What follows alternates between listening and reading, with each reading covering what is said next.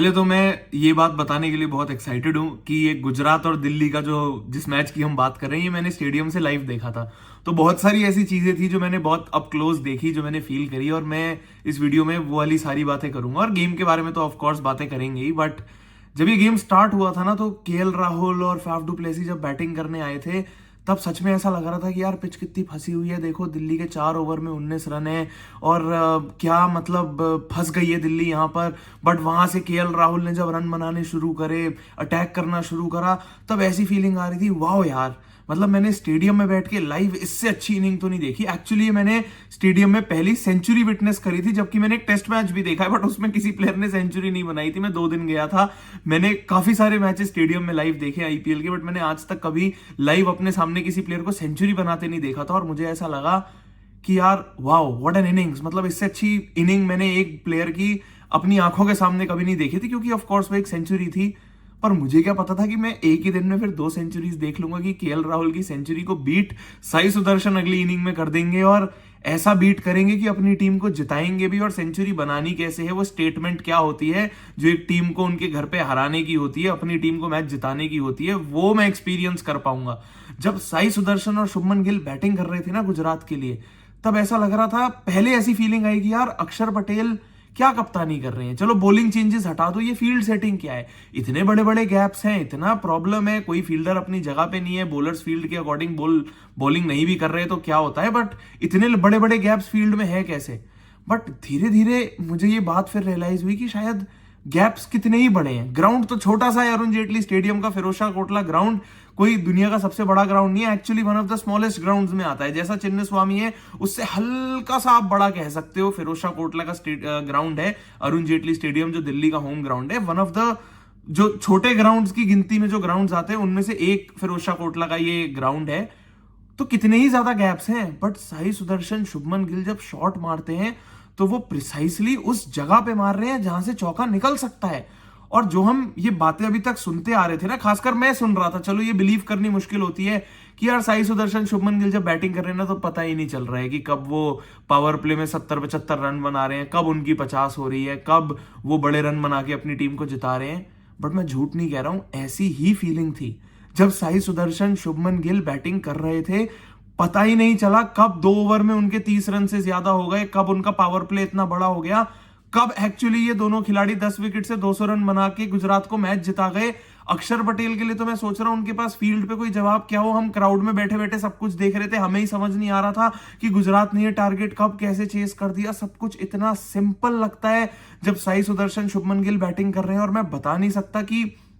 ये इंडिया के लिए कितनी बड़ी ब्लेसिंग है कि चलो इस गेम से ही आप निकाल लो तो केएल राहुल, शुभमन गिल, यशस्वी जायसवाल, साई सुदर्शन, ये सब लोग इंडिया के लिए इंग्लैंड में भी टेस्ट में बैटिंग करेंगे, या फिर आने वाले वक्त में शुभमन गिल हो, साई सुदर्शन हो, ये इंडिया के लिए ओडीआईज में ओपन करेंगे। साई सुदर्शन शायद टी20 के सेटअप में भी आएंगे। पर ये 100 रन गुजरात की ये जीत एक स्टेटमेंट है, वो रियल स्टेटमेंट है कि हम तुम्हारे घर पे आके 200 रन का टारगेट भी 10 विकेट से चेस करके दिखा देंगे। ये जो सवाल सब पूछते जा रहे हैं ना कि यार गुजरात का टॉप ऑर्डर फेल होगा कब, होएगा ही नहीं, कैसे होगा, उनकी कंसिस्टेंसी ही ऐसी है कि उनको पता है कि हमें रन कैसे बनाने हैं, कोई सिक्सेस में बिलीव नहीं करना है। जबकि इस इनिंग में तो शुभमन गिल की खास बात थी कि 3 चौके उन्होंने मारे, 7 छक्के मार दिए शुभमन गिल ने। और हाँ, ये छोटा ग्राउंड है, उसका फायदा उन्होंने पूरा उठाया। But Sai Sudarshan on the other hand, उन्होंने तो 3 या शायद 4 छक्के मारे, उसके बाद 10 से 12 चौके मार दिए। पर यही उनकी बैटिंग की खास बात थी कि उनको गैप्स निकालने आते हैं। जहां दिल्ली वो सिंगल्स को डबल्स में कन्वर्ट कर रही थी ना, गुजरात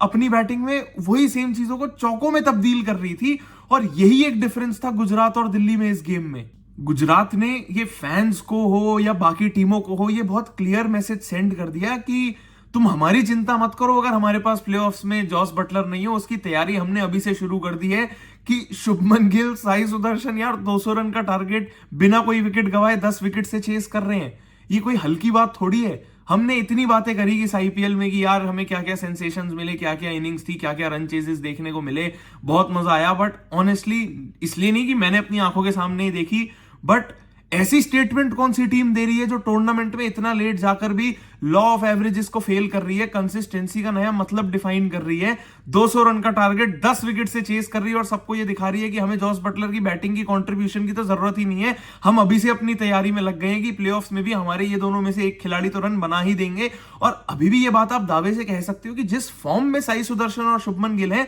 प्लेऑफ्स में अगर जा रहे हैं और अनएक्सपेक्टेडली पहले 1 या 2 ओवर में इन दोनों में से एक खिलाड़ी भी आउट हो गया तो दूसरा खिलाड़ी संभाल लेगा दूसरे एंड से। और 3 नंबर पे अब कोई भी बैटिंग करने आए, अभी तो हमने देखा था यार वॉशिंगटन सुंदर तो अभी खेल ही नहीं रहे हैं, वो 4 नंबर पे बैटिंग करने आए थे गुजरात के लिए, जब पहले तो उन्होंने अपनी पहली आउटिंग में ही रन बना दिए थे। गुजरात उनको एज अ फ्लोटर यूज करके कहीं भी बैटिंग कराएगी, वो आएंगे, इतना एक्सपीरियंस है उनके बाद, उनके पास उन्हें पता है कि मैं जहां खेलने आऊंगा मुझे टीम के लिए कॉन्ट्रीब्यूट कैसे करना है। और शुभमन गिल से तुम कितना भी क्रेडिट छीन लो यार, मतलब बांट लो कि अरे मैनेजमेंट बहुत अच्छी है गुजरात की, साई सुदर्शन भी तो रन कर रहे हैं, बॉलिंग में प्रसिद्ध कृष्णा भी तो परफॉर्म कर रहे हैं,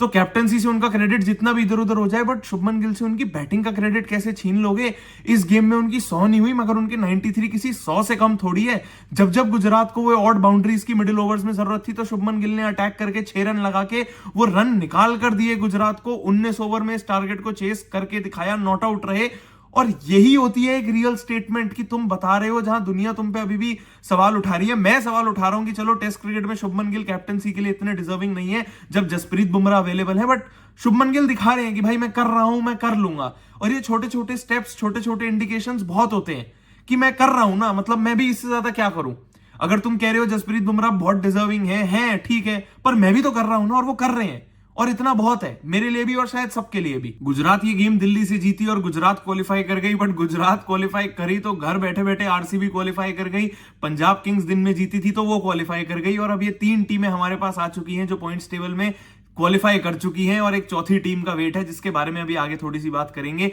पर पंजाब किंग्स जिन्होंने दिन में खेला, राजस्थान को हराया, वो भी किसी स्टेटमेंट से कम नहीं था, क्योंकि मैं ये बात हमेशा मानता हूं कि जब एक टीम पावर प्ले में बैटिंग कर रही है और 3 विकेट पावर प्ले में ही गवा दी है तो वहां से जीतना बहुत मुश्किल होता है। और मैं क्या, ये तो फैक्ट्स हैं, स्टैटिस्टिक्स बोलते हैं कि 70-75% वो टीम गेम हार जाती है, बट पंजाब किंग्स ने पावर प्ले में चौथे ओवर से पहले ही 3 विकेट वापस गवाकर इस गेम में 219 रन बनाकर दिखाए। ये भी कोई हल्की बात नहीं थी। और इस गेम में ना सबसे बड़ी बात पता है क्या थी, कि जो उनका इंडियन कोर है ना, उन्होंने रन बनाकर दिखाए। 70 रन बनाए निहाल वधेरा ने, श्रेयस अय्यर ने रन बनाए, और वहां से नीचे शशांक सिंह ने रन बनाए। ये 3 खिलाड़ियों का कंट्रीब्यूशन लगभग 160 रन का था उनके 220 रन में से, जो कोई हल्का कंट्रीब्यूशन नहीं है। और यही डिफाइन करती है पंजाब किंग्स की इस साल की सक्सेस को, क्योंकि श्रेयस अय्यर सिर्फ बैट से रन नहीं बना रहे हैं, वो अपनी कप्तानी का भी सबको वो दिखा रहे हैं कि भाई मैं कोई हल्का कप्तान नहीं हूं, मैं आईपीएल में one of the most successful कप्तान हूं,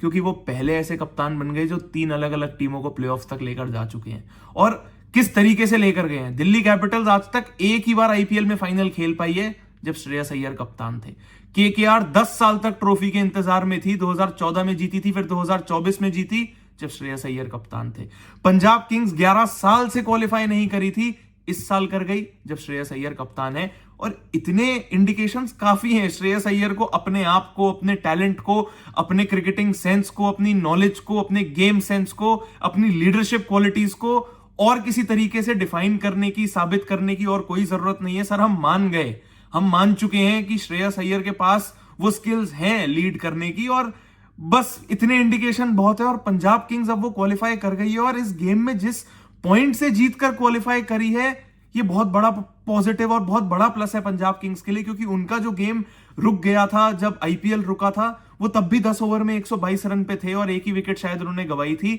और अब वहां से गेम को कंटिन्यू करके पावर प्ले में 3 विकेट खोके 219 रन बनाना, राजस्थान को इतना अच्छा स्टार्ट मिला था, वहां से गेम को वापस पुल करके अपनी तरफ लेकर आना और गेम जीतना आसान नहीं था, पर पंजाब किंग्स ने वो करके दिखाया। और सबसे अच्छी बात, अब प्लेऑफ्स में क्वालिफाई कर गए हैं, उनके भी 2 गेम बचे हैं, और ऐसे पॉइंट पर करके दिखाया जब आपकी टीम को मोमेंटम की जरूरत थी, आपके खिलाड़ियों को वो